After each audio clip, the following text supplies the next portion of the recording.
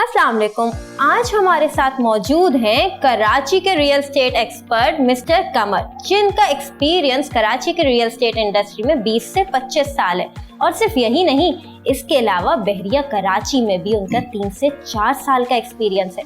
इससे आप उनकी उम्र का तो अंदाज़ा नहीं लगा रहे होंगे, लेकिन हमने उनका एक्सपीरियंस का अंदाज़ा ज़रूर लगा लिया।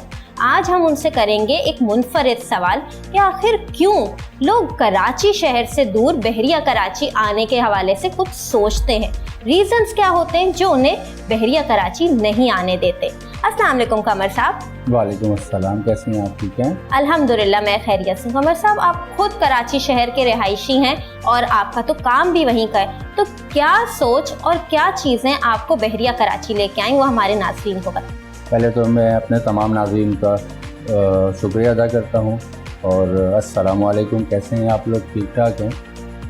मैम, आपका सवाल बहुत अच्छा है। तकरीबन 20 से 22 साल हो गए कराची शहर में काम करते हुए, और जिस तरह का हमने तमाम बिल्डर्स के साथ, कराची के मशहूर व मारूफ बिल्डर के साथ काम किया और बहुत अच्छा एक्सपीरियंस रहा।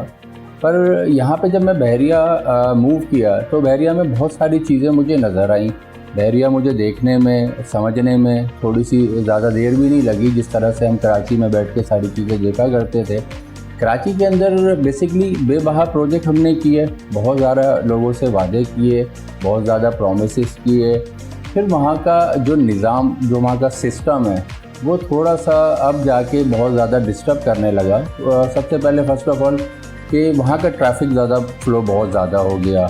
फिर वहाँ पे रिहाइशों के लिए तकरीबन 300, 250, 200 लोग एक ही अपार्टमेंट में रह रहे हैं, जिनके लिए पानी मुयस्सर नहीं है, जिनके लिए बिजली मुयस्सर नहीं है, जिनके लिए सेवरेज का निज़ाम मुयस्सर नहीं है।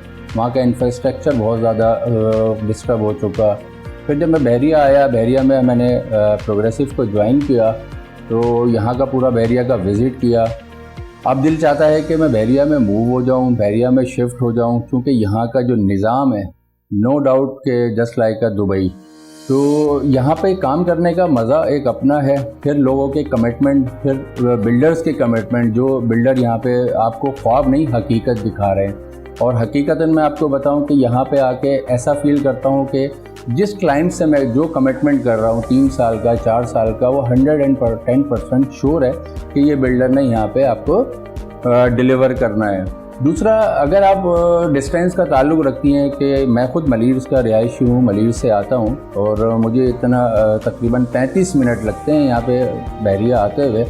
जब मैं यहाँ से मूव करता हूँ, जब मैं घर जाता हूँ, तो मलीर कैंट पहुँचने के बाद मुझे बहुत ज़्यादा टाइम लग जाता है। इसकी वजह यह है कि वहाँ पे ट्रैफिक का फ़्लो बहुत ज़्यादा है, वहाँ पे बहुत ज़्यादा कंजस्टेड रोड्स हो गई हैं वहाँ पे। तो मैं अपने व्यूवर्स से यही कहूँगा कि सर प्लीज़ एक दफ़ा आके विज़िट ज़रूर कर लें बहरिया। बहरिया इतनी दूर नहीं है जितना आपने समझा हुआ है, अप्रॉक्स 35 मिनट की ड्राइव है। एक बार विज़िट करेंगे तो मुझे यकीन है कि आप लोगों को महसूस होगा कि आपने बहुत अच्छा डिसीजन लिया है।